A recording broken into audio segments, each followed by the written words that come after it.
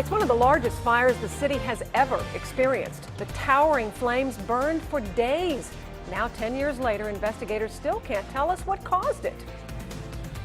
The Queen City barrel fire cost millions to clean up, and as wild as that video is, it's amazing nobody was hurt. It really is. 9 on Your Side's Tony Moronis talked with firefighters about the fire that burned for days. The only thing left on this lot are the fire hydrants. It's the very thing the emergency crews used to help contain the fire so it wouldn't spread to other buildings. And now firefighters are still telling their stories about what they experienced that night. I knew we had something because it was a dark, thick, ugly-looking smoke. Fire Station 17 arrived first. It basically crossed the street to get there. The first warehouse covered it. You couldn't really see behind it, but Fireballs blowing out the side of the wall. you could see the one warehouse, and there was just nothing but smoke behind it.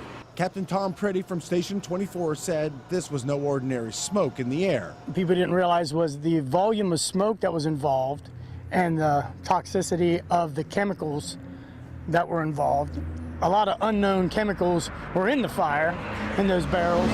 The fire burned through the night. The environmental cleanup cost millions. Pretty amazing how fast a fire moves through an old building like that. And the propane cylinder in the building blew up. Heavy timber construction, and it just runs through it, and it's just moving. Fireball blew out of the building, like 20 plus feet out of the building, and rolled up the side of the building, and everybody kind of looked at it as it dissipated into the sky.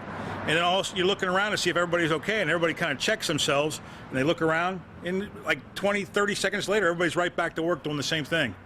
Now you can read more about what happened 10 years ago on WCPO.com, from the environmental cleanup to what firefighters experienced trying to keep the blaze under control to what the city wants to do with the land in the future. Tony Moronis, 9 on Your Side.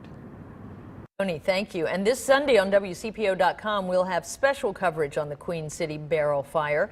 You can check out then and now photos to show how the area's changed in the 10 years since the fire. They thought